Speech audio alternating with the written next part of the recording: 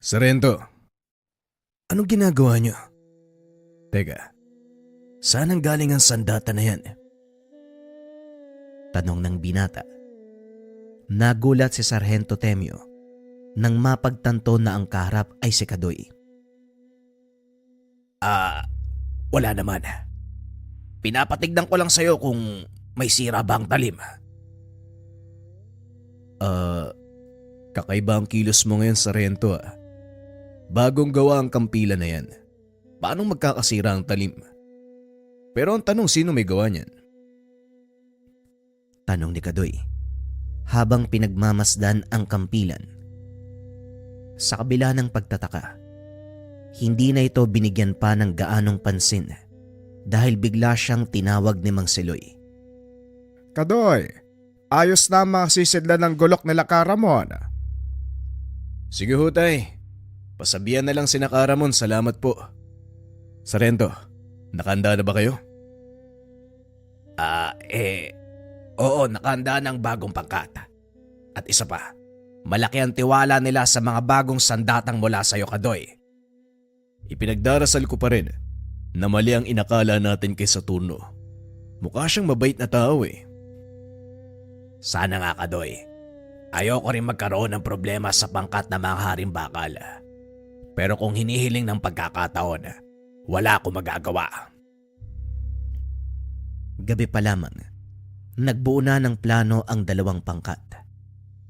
Si Karamon at ang mga kasama nito ang magbabantay sa paligid. Samantalang ang bagong grupo ni Sargento Temyo naman ang sasama kay Kadoy. Kinabukasan, maagang naglakad ang grupo papunta sa kuta ng mga haring bakal. Malugod silang tinanggap ng mga ito. Nanatiling nakatago ang pangkat ni Karamon habang sina Kadoy at Sargento Temyo naman pumasok sa loob upang makipag-usap kay Saturno. Ipagpauman ninyo, pero hindi makakarap ang aming pinuno sa pagpupulong na ito. May nangyari sa kanyang hindi maganda matapos kayo mag-usap nung nakaraang araw. Wika ng isa sa mga tauhan ni Saturno na ang pangalan ay Roho. Anong ibig mong sabihin? Sinalakay sila ng hindi kilalang tao matapos makipag-usap sa inyo. Malalaka sa mga taong yun dahil nagawa nilang lusutan ng depensa ng aming pinuno. Dalin mo ko sa inyong pinuno. Nais ko siyang makausap ng personal. Kadoy, samahan mo ang ating mga kasama. May pagbabago sa mga plano. Wika ng sarhento. Dali-daling pinunta ni Kadoy sina Karamon sa pinagtataguan. Sinabi ang bili ng sarhento. Bakit Ramon? Ano nangyari? Akala ko ba kalaban ang pupuntahan natin dito? Yun din ang inakala namin eh. Pero mukhang nagkamali tayo. Kasalukuyang papunta si Sarhento sa kinaroroonan ng kanilang pinuno para malaman ang kalagayan nito at kung ano talaga nangyari. Anong gagawin namin dito? Huwag mo sabihing pumunta kami sa lugar para maging bantay. Mukhang nagsasayang lang tayo ng oras. Malaya kayong umalis kung sa tingin nyo ay nagsasayang kayo ng oras. Sige na, mauna na ako. Ang lakas ng lobong magmalaki ah. Dahil ba ikaw ang tagapagmana ng martilyo ni Mapulon? Ang taas ng tingin mo sa sarili mo. Wika ni Karamon. Huminto sa paglalakad si Kadoy at nilingon nito. Hindi mataas ang tingin ko sa aking sarili. Ikaw ang masyadong mapagmalaki. Pasensya na, pero hindi namin kailangan ng ganyan sa ngayon. Kailangan namin ng totoong kasama. Nagkairinga ng dalawa. Nang inaya ni Karamon ang kanyang mga kasama para umalis, wala ni isa sa mga ito ang sumama. Ano? Hindi kayo aalis? Magsasayang kayo ng oras para magbantay dito? Karamon, makatarungan lang naman siguro na manatili tayo bilang pagtalima sa tawag ni Sargento. At isa pa, si Kadoy ang lumikha ng mga sandata namin. Sana wag mong kakalimutan yun. Wika ng isa sa mga tauhan ni Karamon, isang binata na nagngangalang Diego. Manang-mana ka sa iyong ama, Diego. Namatay para sa iba. Pero ni minsan, Hindi kinilala ang kanyang kabayanihan. Yun din ba ang gusto mong mangyari sa'yo? Ang kabayanihan ay walang hinihintay na pagkilala at mas lalong hindi ito nag-aantay ng anumang kapalit. Mananatili kami, Karamon. Hindi dahil gusto naming magpakabayani o kilalanin ng iba ang aming ginawa. Kailangan naming gampanan ang tungkulin. Wika ni Diego at lalong nagalit si Caramon. Naglakad papalayo sa lugar. Ngunit hindi pa man tuluyang nakakalampas. Biglang may sumakal sa matanda. Inihagis ito sa isang puno.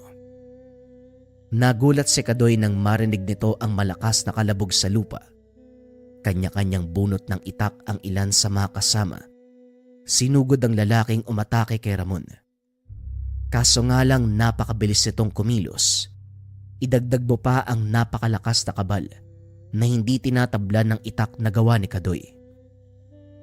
Umalis ka na dito, Manong Kadoy. Mapapahamak ka lang kapag nanatili ka. Masyadong malakas ang kalaban at maaaring hindi namin kayanin. Kailangan nyo makalis dito bago pa mauli ang lahat. Hindi, Diego. Magantay lang kayo. Siguradong may darating na saklulo. Tama nga ang hinala ko. Martilyo nga ni Mapulon ang hawak mo, binata. Kung siniswerte ka nga naman. Wika ng isang lalaki. Isa-isang naglabasan ang mga kasama nito. Dumating naman ang grupo mula sa panig ni Saturno. Manong Kadoy, mag-iingat po kayo. Malakas ang taong yan. Siya ang dating pinuno ng aming samahan, si Matias.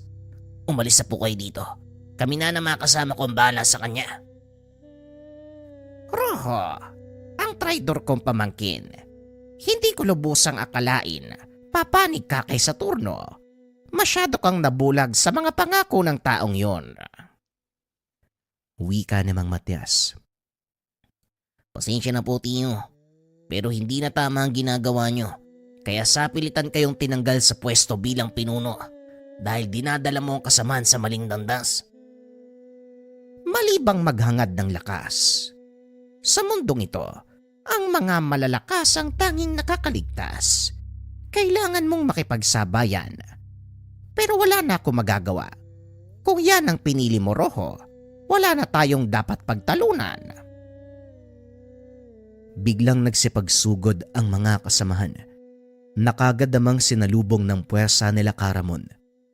Dali-daling inalalayan ni Kadoy ang matanda at dinala sa ligtas na lugar. Kumapit lang po kayo sa akin, Caramon. Sandali lang.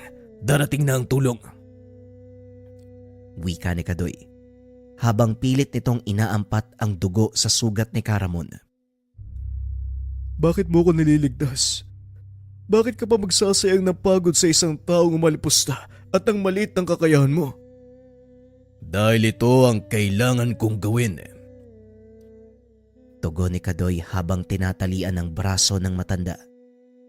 Matapos ay inakay niya ito palayo sa lugar. Samantalang sa panig naman nila Sargento Temio, nagawa nitong kausapin si Saturno. Malubha ang kalagayan nito, kaya hindi magawang tumayo sa higaan. Nakakayang makita mo ko sa ganitong kalagayan. Pasensya ka na. Wika ni Saturno. Walang problema. Ako ang dapat humingi ng paumanhin sa panggagambala. Pero may mga bagay akong gustong malaman. Una sa lahat, maaari mo bang sabihin kung sino ang may gawa nito sa'yo? Ang pangkat na umiwalay sa amin na pinamumunuan ni Kamatias. Hindi ko akalaing aabot sa ganito ang galit niya. Bakit? Ano ba ang pinagmulan nito?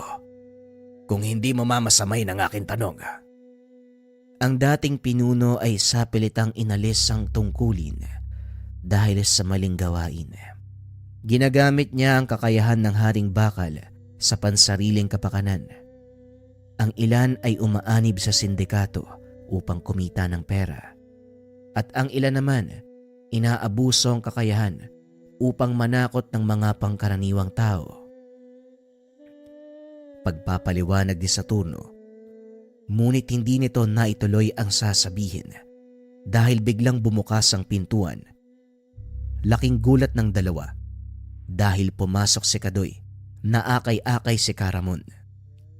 Anong nangyari sa kanya, Kadoy? Iga mo siya dito. Ipapatawag ko si Tatang Masok.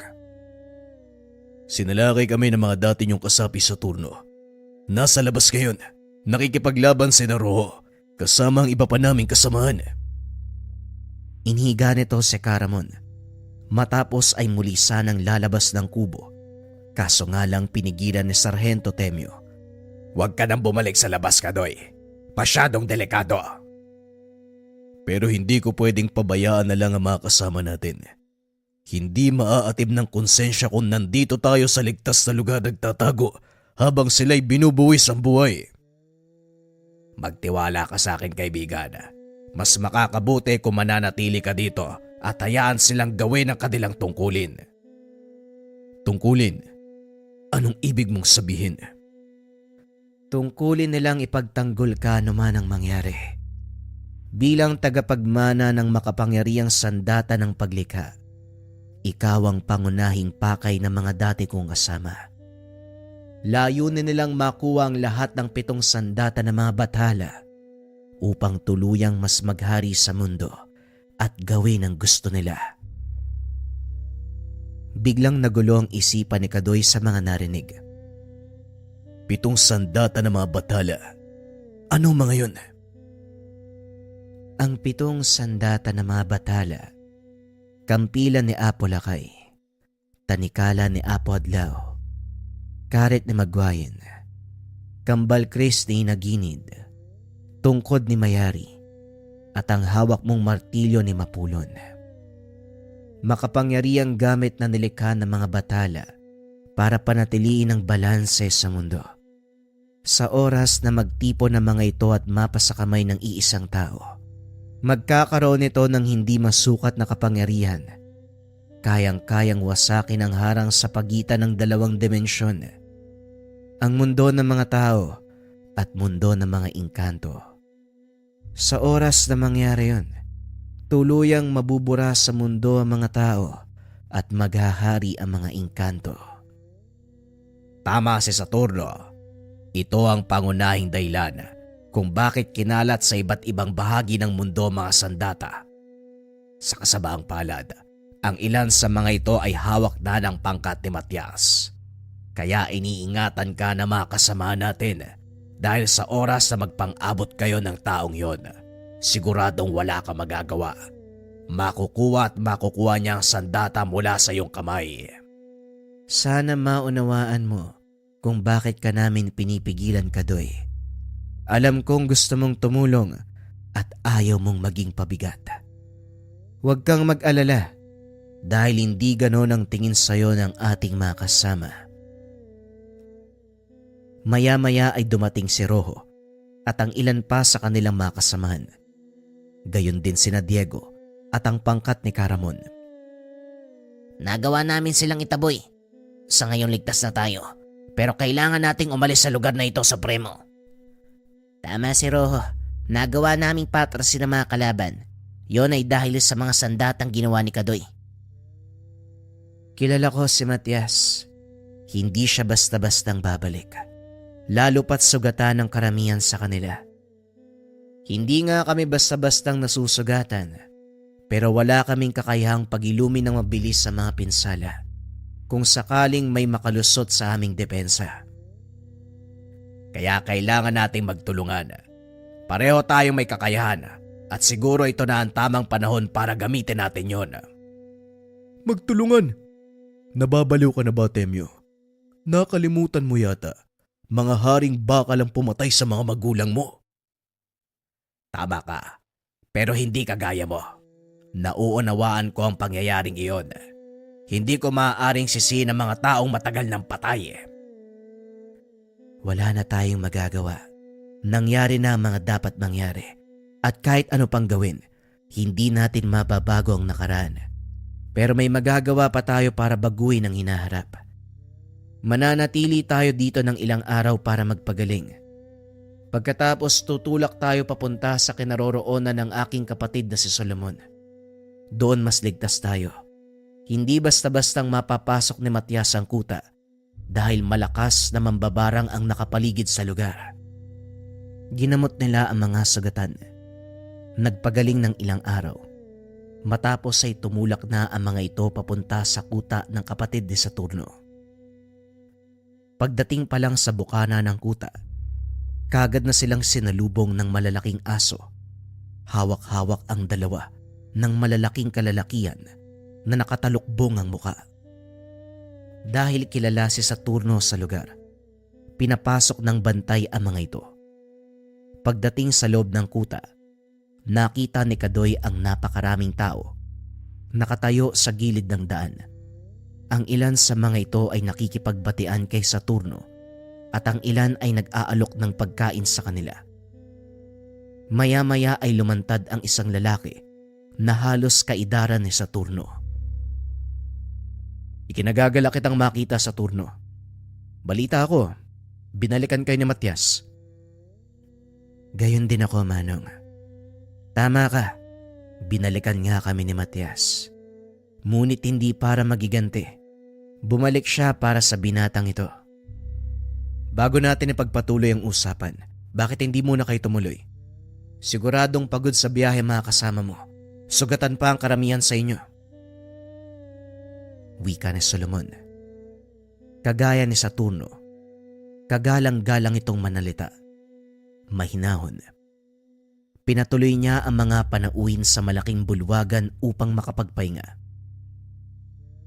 Maraming salamat, Manong, at pasensya na. Dito kami napadpad ng aking mga kasama.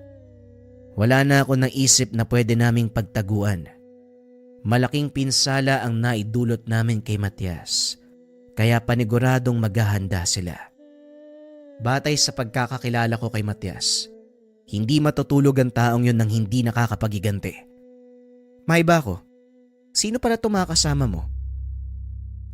Nga pala, sila ang mga pangkat ng manunugis.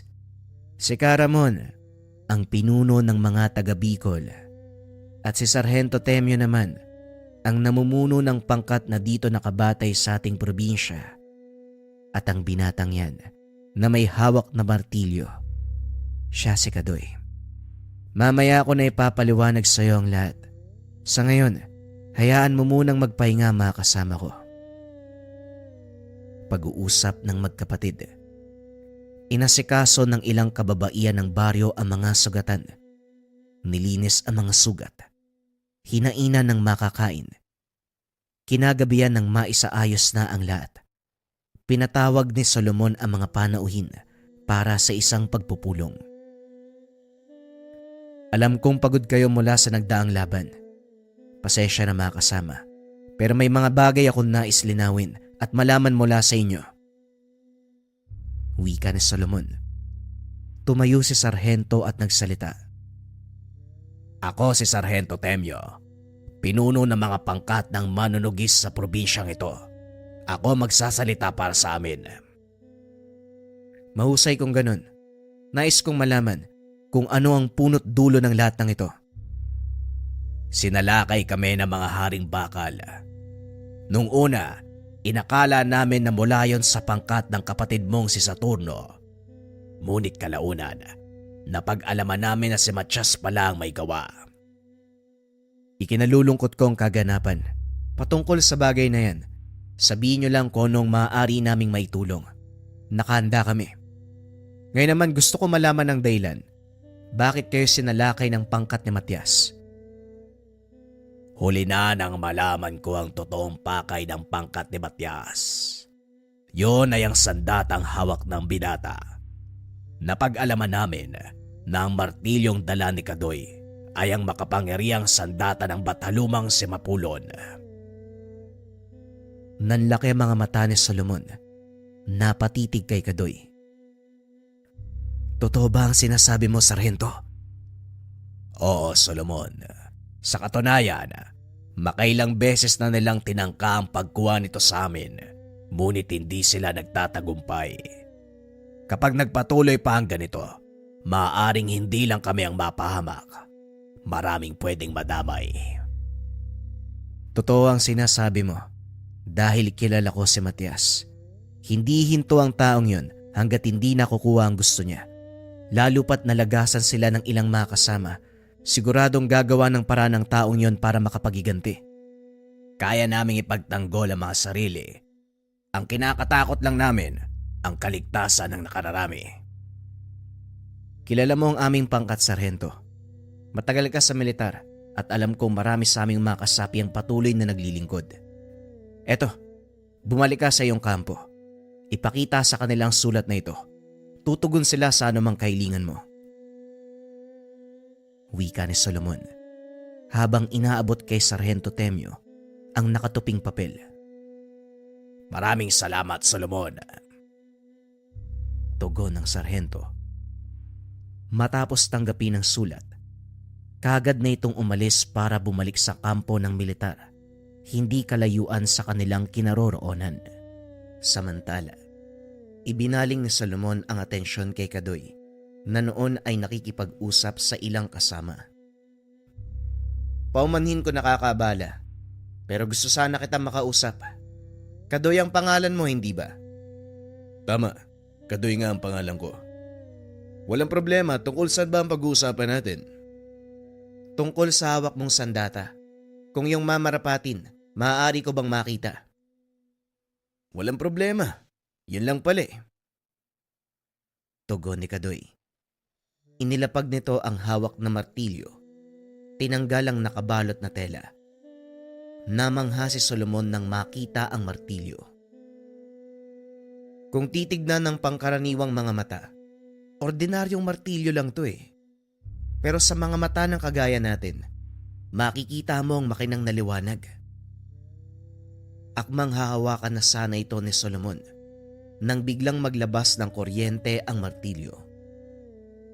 Pasensya na kaibigan. Isa lang ang kinikilalang Panginoon ng martilyo.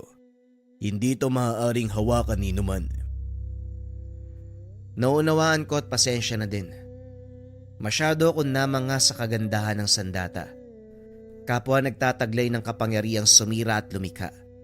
Masaya ako napunta ito sa tamang kamay. Katungkulan ito ng aming angkan. At ako nakatadhanang magmana ng sandatang ito. Pag-uusap ng dalawa. Ipinakita ni Kadoy ang maaaring gawin ng sandata.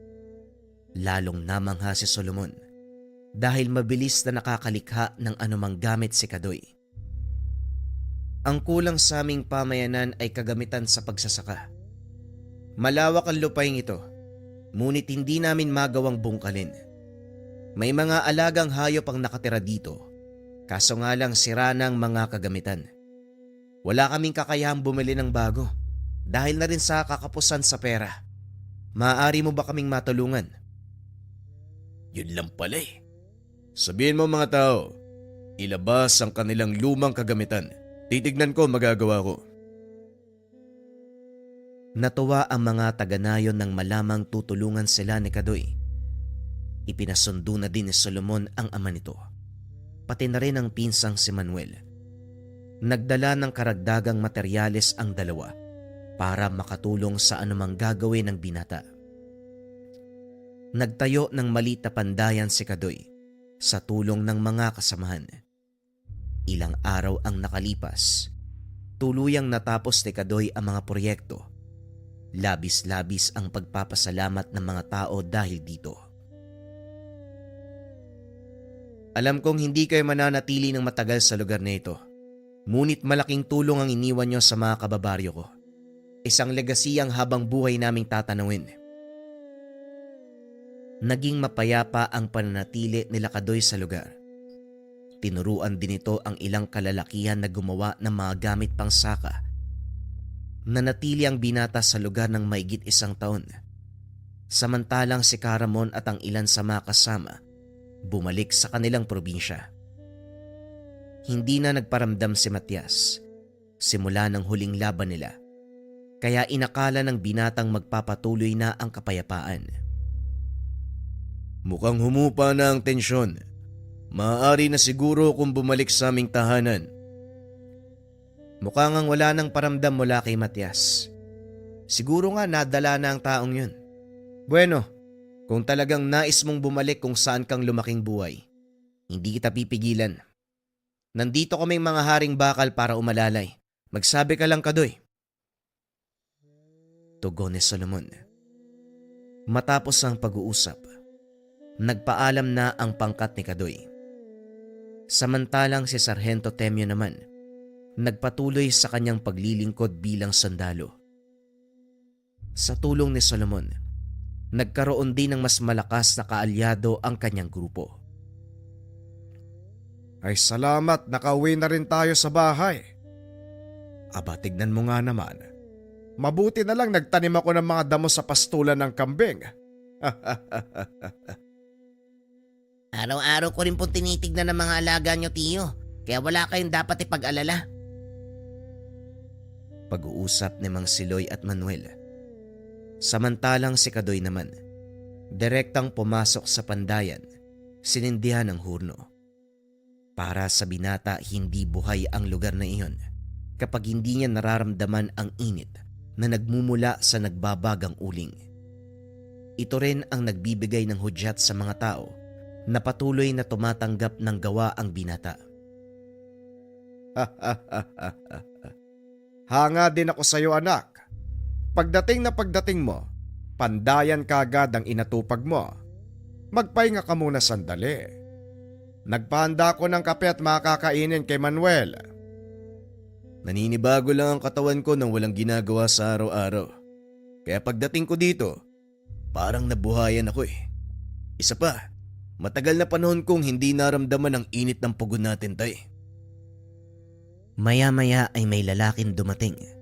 May dalang bagay na nakabalot sa tela. Magandang hapon. Nakita akong umuusok dito sa pandayan nyo. Kaya nagbakasakali ako, baka tanggapin nyo ipapagawa ko eh.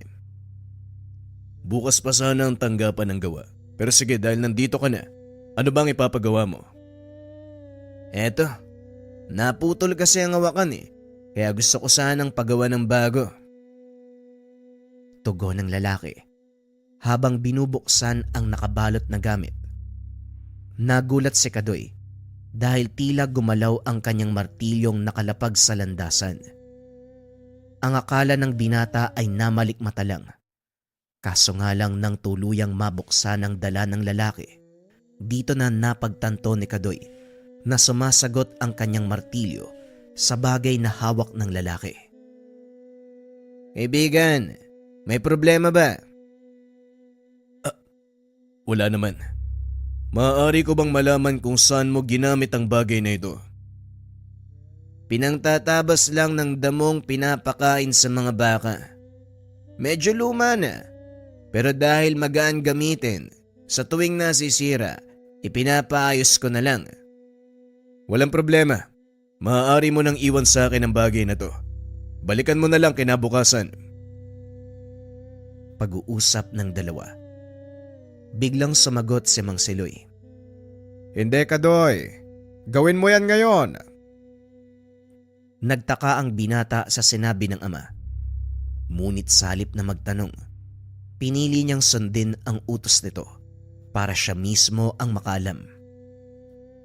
Isinalang ni Kadoy ang kapirasong bakal sa hugis karet na baga.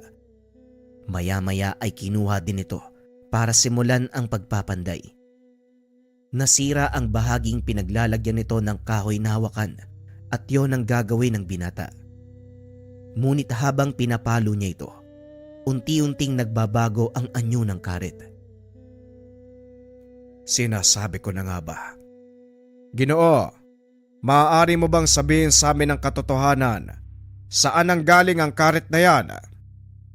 Pagmamay-ari yan ng tatay ko. Matagal na kami nagtatrabaho sa bakahan. Simula bata ako, yan ang ginagamit kong pantabas ng damo.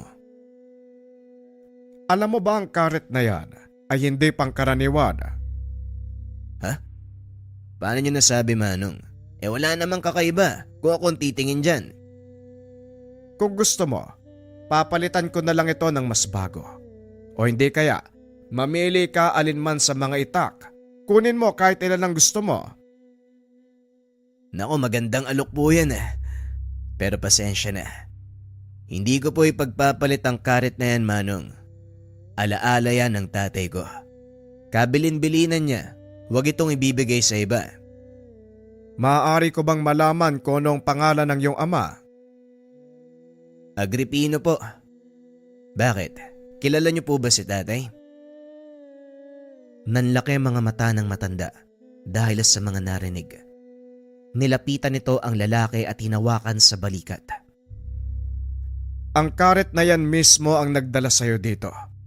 Ikaw si Joaquin, hindi ba? Paano niyo po nalaman ng pangalan ko? Kilala ko po ba kayo? Pasensya na kung nakalimutan ko ha.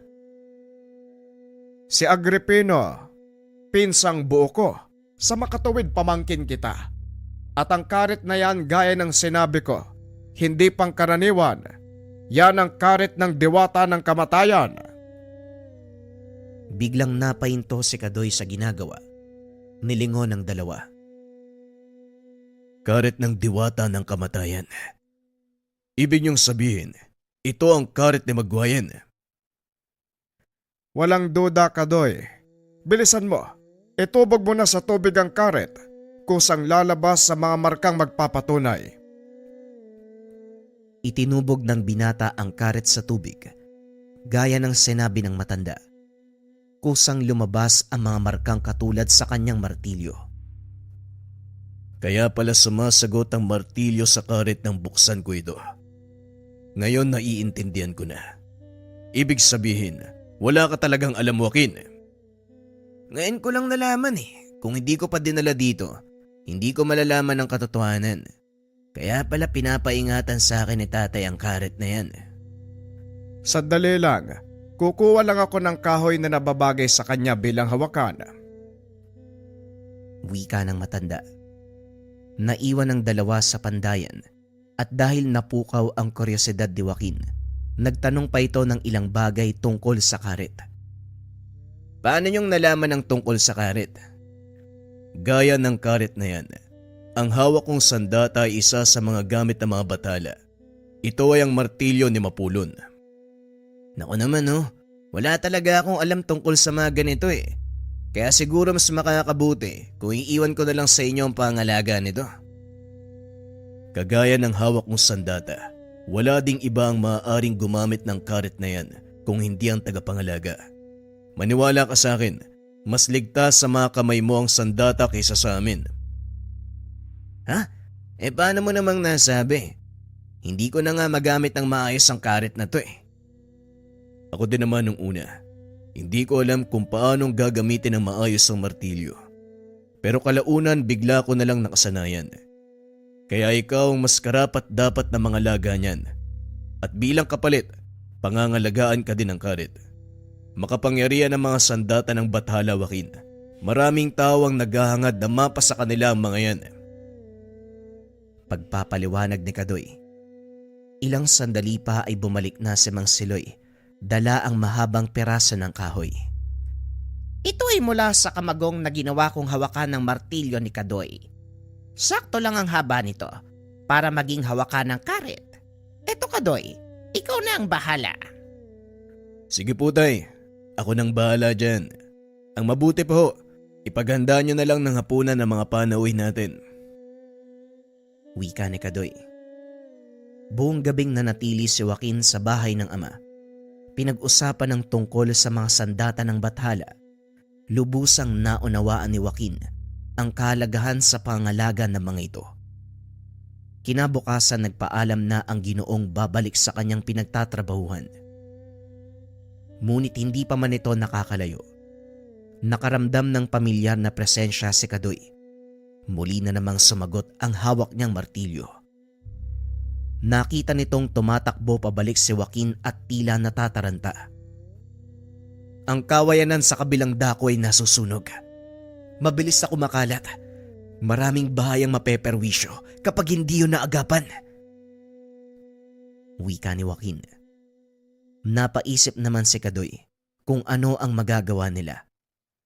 Wala silang alam na paraan para maapula ang ganong kalaking apoy. Hanggang sa mapatingin ang binata sa hawak nitong karet. Halika na, Joaquin. Sumunod ka sa akin. Ngayon mo papatunayan ang lakas ng sandatang hawak mo. Wika ni Kadoy. Dali-daling tumakbo ang mga ito hanggang sa marating nila ang kabilang dako ng ilog.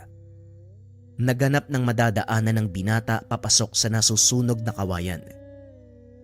Nang makakita ito ng lagusan, dali-dali niyang hinila si Joaquin at nang makarating sa pinakagitna, inihampas nito ang martilyo sa lupa. Lumikha ng malakas na dagundong dahilan para matumba ang mga nasusunog na puno ng kawayan. Ngayon, Joaquin, gamitin mo ang karet. Simple lang yan, parang nagtatabas ka lang ng damo. Susubukan ko, pero hindi ako sigurado. Wika ni Joaquin. Sinimulang iwas-iwas ang karet. Sa bawat madadaanan nito, napapalong ang apoy. Kaso nga lang, namamatay ang mga punong natatamaan ng bugso nito. Ipinagpatuloy ni Joaquin ang pagwasiwas hanggang sa tuluyang mapalong ang apoy. Nakahinga ng maluwagang dalawa nang makitang ligtas na ang kapaligiran. Ano? Naniniwala ka na? Oo, pero paano nangyari yun? Ang karet ni Magwayen may kakayahang kumuha ng anumang buhay, mapa-elemento o tao. Nagkataon na ang apoy ay isa sa 4 na elemento ng mundo, pero hindi yan ang dapat nating alalahanin. Sinong may gawa ng sunog na to? Maaring ligaw na apoy lang yun. Madalas nangyayari ang ganyan sa bakahan. Sige na, mauuna na ako. Marami pa akong gagawin. Maraming salamat, Kadoy. Tugon ni Joaquin. Hindi na ito napigilan ni Kadoy dahil nagmamadali ng umalis. Bumalik ang binata sa kanyang tahanan. Nakita si Mang Siloy na nakatanaw sa pinagmula ng usok. Mukhang hindi pangkaraniwan ang sunog na yun ah. Ano sa tingin mo, Kadoy? Doon po kami nanggaling, tay. Sa palagay ko din po, hindi pangkaraniwan ang pinagmula ng apoy. Mukhang isa-isa nang lumalantad ang mga sandata. Bueno, maiwan na muna kita. May kailangan akong asikasuhin sa bayan. Ikaw na ang bahala dito. Pupunta naman si Manuel, hindi ba? Sige po, tay. Ako nang bahala dito. Pag-uusap ng mag-ama. Wala namang nangyaring kakaiba ng araw na yun. Ngunit ng sumunod na araw, dumating si Sargento Temyo, dala ang masamang balita. Kadoy, may masamang nangyari sa kampo ni Solomon. Ikinalulungkot kong sabihin, wala na si Saturno. Ano? Teka, anong nangyari, Sargento? Paanong namatay si Saturno? Ayon sa mga impormasyon, nilason silang magkapatid. Nakaligtas si Solomon dahil naagapan ito ng kanilang ama. Ngunit malakas ang laso na pumasok sa katawan ni Saturno kaya walang nagawa para mailigtas. Sandali lang, magsasabi ako kay tatay. Kailangan kong kumustahin ang kalagayan nila sa nayon. Sasamahan kita. Gusto ko rin makausap ang mga kasama nating nakaantabay sa kanilang nayon. Matatandaang nagpaiwan ang ilan sa mga kasama ng sarhento upang makatulong sa mga taga-nayon sa pagsasaka. Kinagabihan kinausap ng binata ang ama. Pumayag naman ito sa gusto niyang gawin. Pagsikat ng araw, umalis na kagad sina Sargento Temyo at Kadoy. Pagdating sa nayon, sinalubong sila ng mga nakakatanda. Nag-iiyakan ng mga ito sa tuwa nang makita ang binata. Mukhang malaking trahedya nga ang nangyari dito. Halika, puntahan muna natin si Solomon. Dali-daling naglakad ang mga ito papunta sa kubo ni Solomon. Laking gulat ng binata dahil inaalalayan lang ito ni Rojo. Kadoy, Sargento, mabuti naman nakarating kayo. Wika ni Rojo. Ikinagagal ako kayong makita muli. Pero pasensya na kayo ha. Nakita niyo ako sa ganitong kalagayan. Wika ni Solomon. Wala kang dapat ihingi ng pasensya, Solomon. Ikinalulungkot namin ang nangyari sa'yo. Malakas na laso ng ginamit ng kalaban, Kadoy. Dahil doon namatay si Saturno at tuluyang nawala ang aking kakayahan na magpagana ng mga orasyon. Nangihina pa rin ang katawan ko Kaya pasensya na kung hindi ko kayo matutulungan sa laban. Nauunawaan ko. At isa pa, nandito kami para tumulong. Sinong may gawa nito? Si Matias. Gaya ng sinabi ko, hindi siya titigil hanggat hindi nakakaganti. Kung ganun, may mga kakampi silang mga manlalason. Tama ka, Kadoy. Hindi namin napagandaan ang ginawa nilang atake. Lason sa palipad hangin ang ginamit nila. Mga traidor talaga. Sarento, sa palagay ko, kailangan na nating kumilos para matapos na ang lahat ng ito. Yan din ang gusto kong mangyari. Hayaan mo, magpapadala ako ng mensahe sa ating mga kasamahan. Siguro, hayaan na lang natin sina Karamo. Anong hayaan? Nababaliw ka na ba? Napahamak din ako dahil sa Matias na yan. Baka nakakalimutan mong siya ang dahilan kung bakit naratay ako sa higaan ng ilang araw. Karamon, kanina ka pa ba dito? Kahapon pa. Mas nauna kaming dumating kaysa sayo. Ngayon, kung ano man ang binabalak mo, huwag mong ituloy nang wala ako. Napangiti na lang si Kadoy sa sinabi ni Karamon. Sa kabila ng pagiging arogante ng matanda, nanaig pa rin ang kapatiran. Maraming salamat sa pagpunta. Malaking tulong ang presensya nyo. Pasensya na, naliligaw ako eh. Oy Kadoy, buti naman na abutan kita. Nagtanong ako sa tatay mo. Ang sabi niya dito ka daw nagpunta. Nanlaki ang mga mata ni Solomon nang makita ang pasang-pasang sandata ni Joaquin. Karit ni Magwayin? Hindi ko inaasahan na maaabutan ko pa ang pagtitipon ng dalawa sa mga sandata ng batala. Wika ni Solomon. Hindi lang dalawang masasaksihan mo, Solomon. Kung hindi 3. Tinanggal ni Sargento Temyo ang balot ng hawak na sandata. Tumambad kay Solomon ang isang kampilan. Hindi ba yan yung kampilan na pinatigdan mo sa akin? Tama ka, Kadoy. Hindi man ito ang totoong kampilan ni Apo Lakay, pero nararamdaman ko ang basbas ng dakilang bathala sa sandatang ito. Nasa atin na ang 3 sa mga sandata ng bathala. Siguradong magkakandara pa si Matias sa sumugod sa lugar na ito sa oras na makarating sa kanya ang balita. Yan naman ang plano.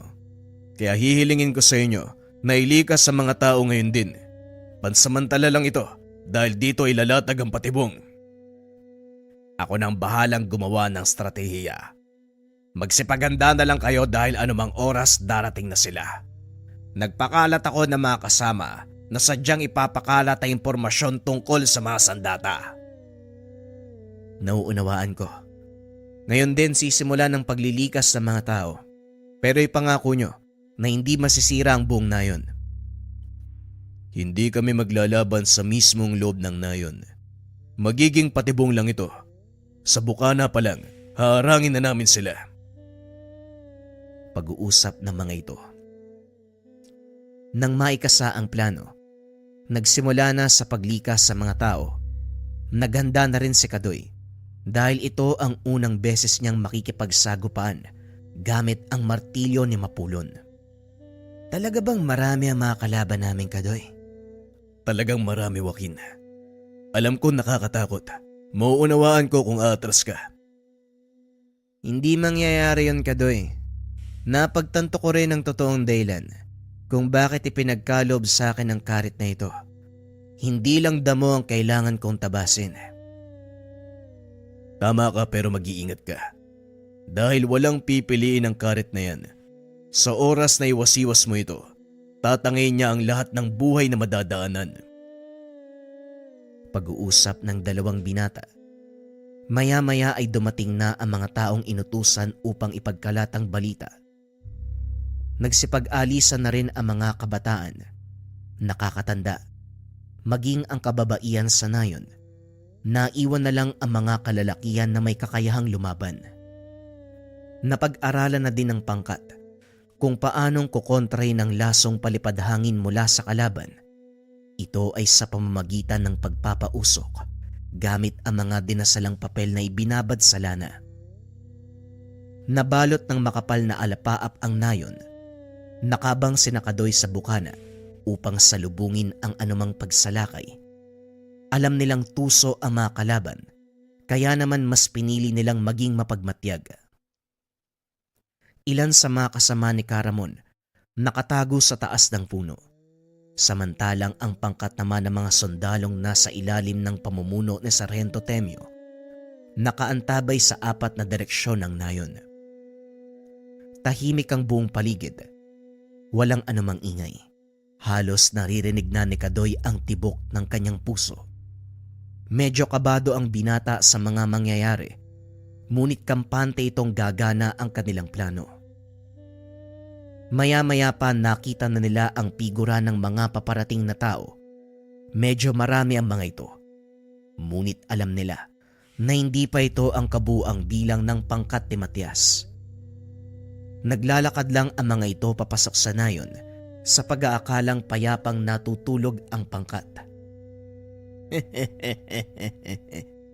Mukhang totoo nga ang sinasabi ng mga kalalakihang iyon. Nandito nga ang 3 sa mga sandata. Ang totoo, wala naman akong paki sa 2. Ang nais kong makuha ay ang martilyo ni Mapulon. Wika ni Matias. Sumenyas ito sa mga kasama na pasukin ng nayon, ngunit hindi pa man nakakarating sa bukana. Pinaulanan ng bala ang mga ito. Laking gulat ni Matias dahil tinablan ang kanyang mga tauhan. Nataranta ang ilan sa mga ito, kagad na umatras. Nagsipagtago sa puno. Lumantad naman ang ilan sa mga kasama ni Matias. Nag-uusal ng dasal ang mga ito, sabay-sabay na iniihip sa hangin. Sa isip ni Kadoy, ito na ang mga manlalason na kasama ni Matias. Nagbigay ng hudyatang binata, nagsipaglabasan ang mga manunugis. Pinagpapapatay ang mga ito nang walang kalam-alam. Anong nangyayari dito? Nasaan kayo, Solomon? Mga traidor! Ikaw ang traidor, Matias. Hindi ka marunong lumaban ng patas. Ngayon subukan mo pang tumakbo. Wala ka nang mapupuntahan pa. Dito na magtatapos ang kasamaan mo. Wika ni Sargento Temio. Nagtipon-tipon ang mga kalaban sa gitna ng ginawa nilang patibong. Isa-isang naglabasan sina Caramon at sinugod ang mga ito. Nagsimula ang laban sa pagitan ng mga manunugis at mga haring bakal. Samantalang sina Kadoy, inantay na kumilos si Matias. Hindi to umaalis sa kinakatayuan na parang may inaantay na maganap. Ano kaya ang iniisip nito? Mag-iingat ka. Tuso ang taong yan. Huwag ka basta-bastang susugod. Biglang tumawa ng malakas si Matias. Binunot ang kanyang sandata, sabay sugod sa mga kasama ni Caramon. Kinuha ni Kadoy ang pagkakataon para matunton ang ilan pang mga kasama ni Mang Matias. Natunton nila ang mga ito at sa pagkakataong iyon, si Joaquin ang kumilos. Isang wasiwas lang ng hawak na karet, nagawa niyang talunin ang maigit 20 kalaban. Nakakaliw ang ganitong gawain. Wika ni Joaquin. Nakaramdam ng kakaiba si Kadoy sa kasama, kaya kagad niyang pinigilan. Huwag ka masyadong magpapadala sa kapangyarihang taglay ng karit. Lalamunin ka ng kadilimang nakapaloob sa sandata. Hindi ba masasamang tao ang kalaban natin? Wala namang masama kung papatayin sila, di ba? Tama ka naman, pero may limitasyon ng paggamit ng kapangyarihan. Kung kailan namang nagsasaya ako, saka mo lilimitahan. Ay nako. Wika ni Joaquin sabay lakad palayo. Nararamdaman ni Kadoy na hindi maganda ang katutunguan ng sinasabi ni Joaquin, kaya naman binantayan niya ito ng mabuti. Samantalang si Caramon at Sargento Temio, hinarap si Matias. 2 laban sa 1. Mukhang magandang laban to ah. Pagbabayaran mo ang ginawa mo sa akin. Dito na magtatapos ang kasamaan mo, Matias. Pagbabayaran mo ang lahat ng kasalanan mo. Wika ng dalawa sabay sugod. Nagbuno ang mga ito hanggang sa tuluyang masukol ni Matias.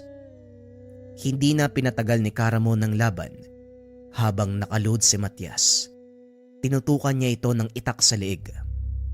Ngayon mararamdaman mo ang sakit na dulot ng sugat mula sa sandata. Kaya magdasal ka na. Bago niyo ako patayin, gusto kong malaman kung paano niyong napasok ang depensa ng mga tangan ko. Ang mga sandatang ginagamit namin laban sa inyo ay likha gamit ang martilyo ni Mapulon. Kaya walang depensa ang hindi malulusutan ng talim ng mga itak. Idinantay ni Sargento Temyo ang kampilan sa batok ni Matias. Walang pagdadalawang isip itong tinagpas. Nagsigawan ng mga kasamahan nang makitang bumagsak ang kalaban at sa kalagitnaan ng kasiyahan, biglang nagsalita si Joaquin. Tapos na pala ang laban. Sayang naman. Hindi man lang ako pinagpawisan. Napalingon si Kadoy. Nakita nito si Joaquin na naglalakad papunta sa kanila. Laking gulat ng binata nang bigla nitong iwinasiwas ang hawak na karet. Anong ginagawa mo, Joaquin? Itigil mo yan! Nalasing sa kapangyarihan ng karet ang kasama mo, Kadoy. Kailangan makuha mo sa kanya ang karet. Kung hindi, magiging malaking problema yan. Mukhang tama ka. Pero mapanganib ang sandatang yan. Paano tayo makakalapit? Walang nagawa ang mga ito kung hindi panooring magwala si Joaquin. Marami na sa mga kasama nila ang namatay. Kapag nagpatuloy pa ito, marami sa atin ang mamamatay.